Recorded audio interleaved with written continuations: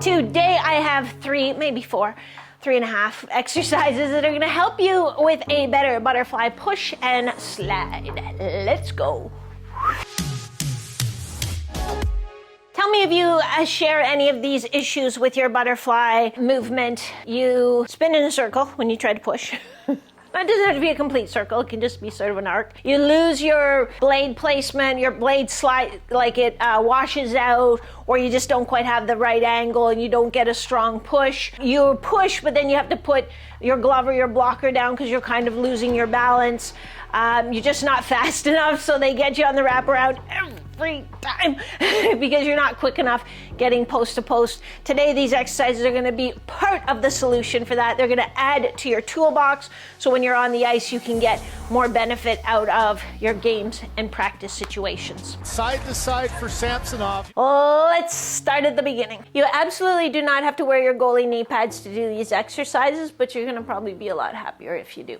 If you don't have goalie knee pads, then get like a rolled up towel or something like that you can kneel on and make your life better. And before you ask, you're welcome to ask, drop a comment, ask anything. These are the Warrior knee pads. These are not the knee pads I wear on the ice. I wear different Warrior knee pads on the ice. This is a pair, they usually Warrior pads come with Warrior knee pads because they're kind of designed to work together. So that's a really cool thing, I think. They're made to go with the pads.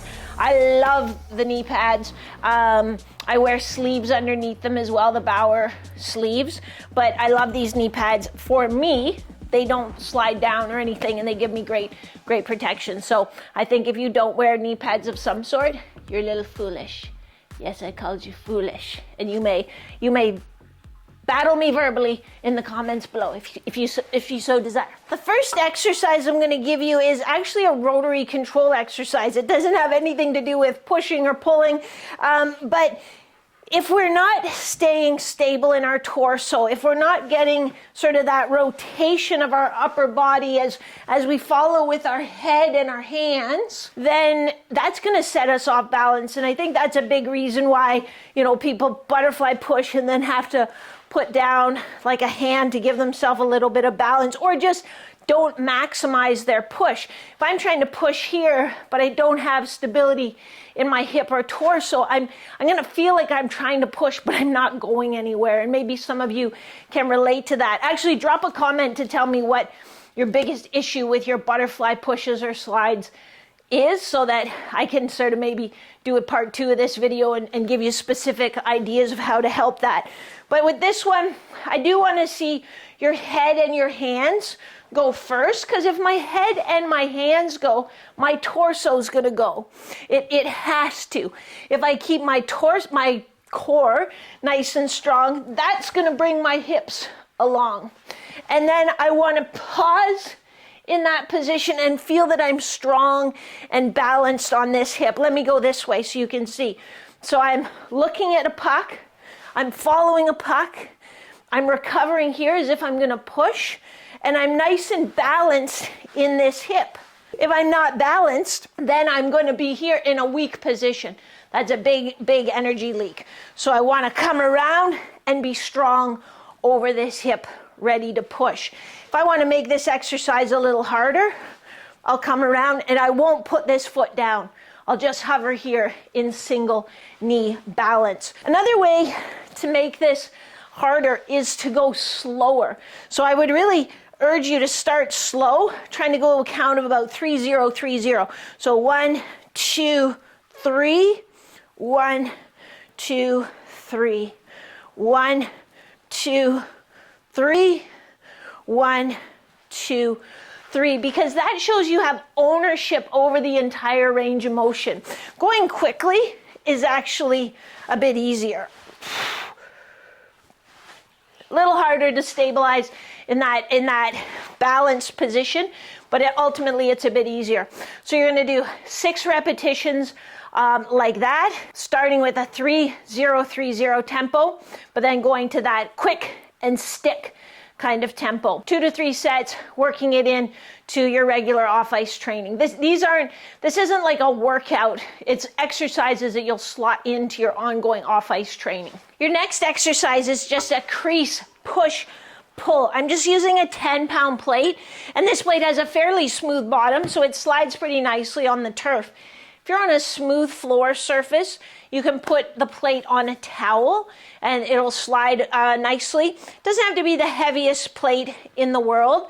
Start with about 10 is good, but then you can work it up. Don't go grab the 45, but you can work it up from this 10-pound plate.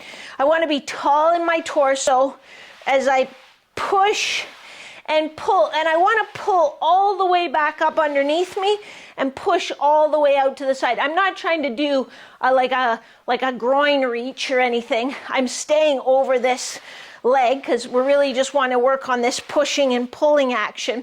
Think about what's going on here. Feel these muscles working. Make sure you're not, again, leaning away to help keep your balance. Stay balanced over so that you're using your outer hip to push it away and your inner adductors to pull it in together. You're going to do 2 to 3 sets of 10 each side. These are your last 2 exercises. We'll call it your last 1.5 because they're really similar. Want to work on staying nice and stable over this hip with our torso, and then using these adductors in all different positions. So not just going straight out and back, because we're not always doing that on the ice. We're pivoting and we're doing different things. Sometimes we're not in the ideal position to move. So we're going to stay tall here, and we're just going to trace a big circle. I need to move out a little bit because ideally I want there to be tension all the way through. And I'm going slowly. It actually requires a lot more control to go slowly than it does to go fast. So I'm going to do about 4 repetitions this way, but then I'm going to do 4 repetitions on the same leg going the other way. And boy, will you feel a difference in how you have to use those adductors. Adductors, plural. You have a bunch of groin muscles here that work differently in different positions. That's why we go in both directions. Notice how I'm coming right up here beside my other leg, trying to make as big a circle as I can control. This is a light-ish resistance band. It labels it at 20 pounds of resistance. So of the kit I have, it's one of the lightest ones. That's where I want you to start for sure. Now, we work our adductors. We also want to work our abductors. And the same idea applies. We have several abductors of our hip, and we want to use them all in different positions in different ways. So I'm going to do a big circle here. So this is a hip circle, abduction emphasis, but staying strong in my torso, not letting my body lean away.